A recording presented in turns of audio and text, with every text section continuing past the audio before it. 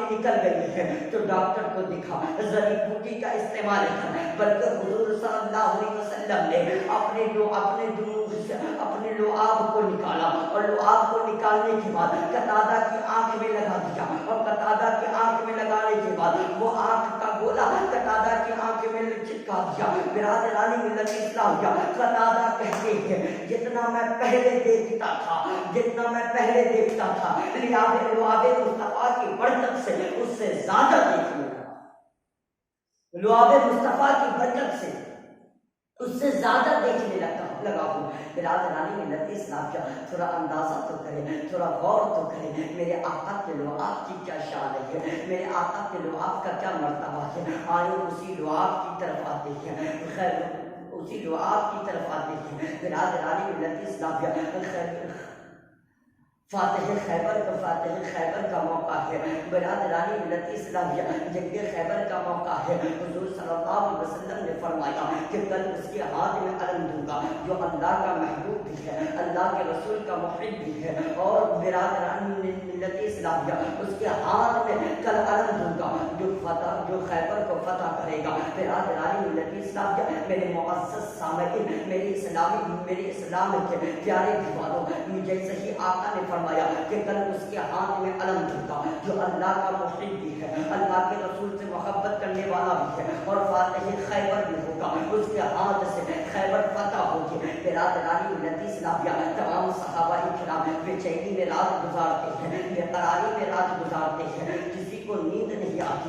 کیوں نہیں نیند آتی؟ اس کی وجہ یہ تھی کہ صحابہ کرام جانتے تھے کہ کل جس کے ہاتھ میں علم ملے گا اسے 3 فضیلتیں ملے گی، اسے 3 فضیلتیں ملے گی۔ ایک تو یہ کہ وہ اللہ کا محب بھی ہوگا، دوسرا یہ کہ وہ اللہ کے رسول کا بھی محب ہوگا، اور تیسرا یہ کہ وہ فاتح خیبر بنے گا، وہ فاتح خیبر ہوگا۔ برادران ملت اسلامیہ، تمام لوگ بے چینی میں رات گزارتے ہیں، بے قراری میں رات گزارتے ہیں۔ جیسے ہی صبح ہوئی، تمام صحابہ کرام جب تمام صحابہ کرام اب لائن میں کھڑے ہیں، برادران ملت اسلامیہ، وہ تمام صحابہ کرام سوچتے ہیں کہ علم مجھے ملے، وہ سوچتے ہیں علم مجھے ملے، وہ سوچتے ہیں مجھے علم ملے تاکہ وہ فضیلتیں مجھے حاصل ہو جائیں۔ بلکہ یہاں تک تاریخوں میں آیا کہ تمام صحابہ کرام اپنے پنجے کے بل کھڑے ہو کر آقا جہاں صلی اللہ علیہ وسلم کو اپنا چہرہ دکھاتے، اور دکھانے کے بعد وہ یہ سوچتے تھے ہو سکتا ہے خیال مصطفیٰ سے میں بھلا دیا جاؤں۔ میرے آقا فرماتے ہیں میں کوئی چیز بھولتا نہیں، میں کسی کو بھولتا نہیں، میں کوئی بھی چیز بھولتا نہیں، بھلا دیا جاتا ہوں۔ صحابہ کرام نے سوچا ہو سکتا ہے حضور کے خیال سے اگر میں بھلا دیا جاؤں تو میں نظر آ جاؤں اور وہ علم مجھے مل جائے۔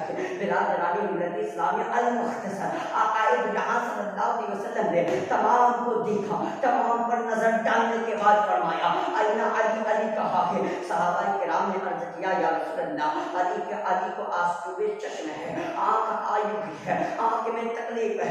میرے آقا نے فرمایا علی کو بلاؤ، انتخاب مصطفیٰ پہ قربان جاؤ، انتخاب مصطفیٰ پہ قربان جاؤ۔ ہمارے جیسا آپ کے جیسا مسلمان اگر کسی کو خطاب کرنے کے لیے انتخاب کرتا ہے، اگر خبر ملی کہ ان کی طبیعت خراب ہے تو ہم مقرر کو تبدیل کر دیتے ہیں، اس لیے کہ بیمار تقریر نہیں کر سکتا۔ آپ مجھے بتاؤ تو صحیح، آپ مجھے بتائیں تو صحیح، جتنی طاقت تقریر کرنے کے لیے چاہیے، جتنی طاقت خطاب کرنے کے لیے چاہیے، اس سے کہیں زیادہ جنگ کے لیے چاہیے۔ لیکن انتخاب مصطفیٰ پہ قربان جاؤ، حضور صلی اللہ علیہ وسلم کے انتخاب پہ قربان جاؤ۔ برادران ملت اسلامیہ، جیسے ہی حضور کو جیسے ہی صحابہ نے فرمایا یا رسول اللہ علی کی آنکھ میں آنسو چشم ہے، آنکھیں آئی ہوئی ہے، آنکھ میں تکلیف ہے، حضور نے فرمایا علی کو بلاؤ۔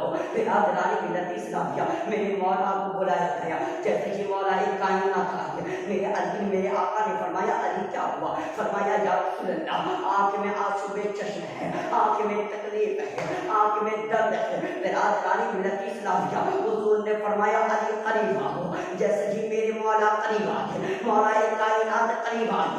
برادران ملت اسلامیہ، حضور نے اپنا لعاب نکالا، حضور نے اپنا لعاب نکالا اور علی کے آنکھ میں لگا دیا۔ اب میرے مولا فرماتے ہیں، مولا کائنات فرماتے ہیں کہ جس روز سے آقا نے لعاب لگایا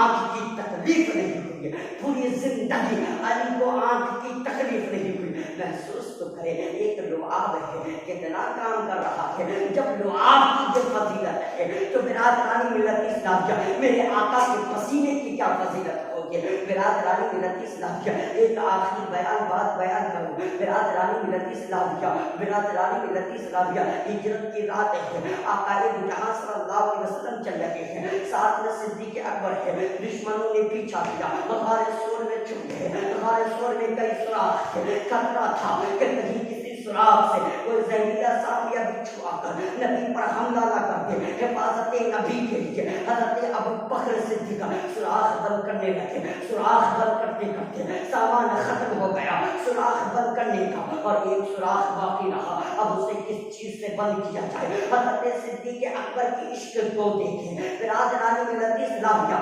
صدیق اکبر نے کس طریقے سے میرے آقا سے عشق کی، میرے آقا سے محبت کی۔ برادرانی ملت اسلامیہ صدیق جب سوراخ بند کرنے کا سامان ختم ہو گیا، حضرت صدیق اکبر اپنا تلوا، اسے ایک سوراخ باقی رہا، اس سوراخ میں حضرت صدیق اکبر بغیر خوف و خطر، بغیر سوچے سمجھے، عشق نبی میں ڈوب کر اسی سوراخ میں اپنا تلوا ڈال دیا، اور اسی سوراخ میں ایک زہریلا سانپ تھا جو کافی دنوں سے نبی کی آمد کا انتظار کر رہا تھا، نبی کے دیدار کا انتظار کر رہا تھا، نبی کے چہرے پر دعا کی زیارت کا انتظار کر رہا تھا۔ سانپ نے سوچا، سانپ کا یہ یقین تھا، اس کو پتا تھا کہ ایک نہ ایک دن نبی اس کار میں آئیں گے، اور جس دن نبی اس کار میں آئیں گے میری زیارت ہو جائے گی۔ برادرانی ملت اسلامیہ جیسے ہی سانپ نے سوچا نبی تو آ چکے ہیں، لیکن میں نکلوں کیسے، اس لیے کہ صدیق کا تلوا میرے لیے رکاوٹ بن گیا ہے۔ سانپ کو غصہ آیا،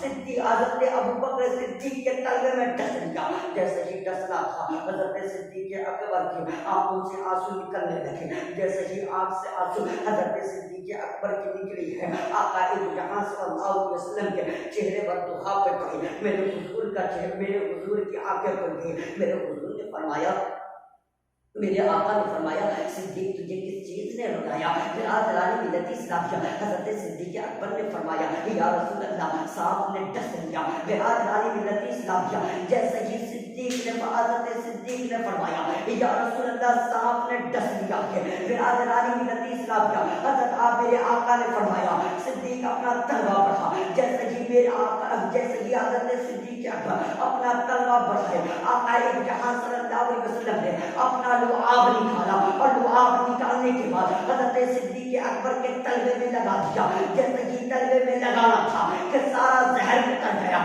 اپنے آپ کو نبی کے جیسا کہنے والوں کان کھول کر سن لو، کان کھول کر سن لو، جب تمہارا تھوک نبی کے تھوک کے برابر نہیں ہو سکتا، جب تمہارا پسینہ نبی کے پسینے کے برابر نہیں ہو سکتا، تو تم نبی کے برابر کیسے ہو سکتے ہو؟ تم نبی کے برابر کیسے ہو سکتے ہو؟ یہی بولے سدرا والے چمنے جہاں کے کھالے سبھی میں نے چھان ڈالے، تیرے پائے کان آیا، تجھے یک نہ یک بنایا، تجھے حمد ہے خدایا، تجھے حمد ہے خدایا۔ برادرانی ملت اسلامیہ یہ شان ہے میرے آقا جہاں صلی اللہ علیہ وسلم کی۔ اگر لعابی پہ گفتگو کرتا چلا جاؤں تو برادرانی ملت اسلامیہ رات گزر جائے گی، لیکن بات ختم نہیں ہوگی، اور علماء کرام کی تعداد کثیر تعداد ہے، اس لیے میں اپنی گفتگو کو یہیں پہ ختم کرتا ہوں۔ پھر زندگی حیات باقی رہی، پھر موقع ملا تو انشاءاللہ اس عنوان پر گفتگو کی جائے۔ وما علینا الا البلاغ۔ السلام علیکم ورحمۃ اللہ تعالی وبرکاتہ۔ گلشن میں کوئی پھول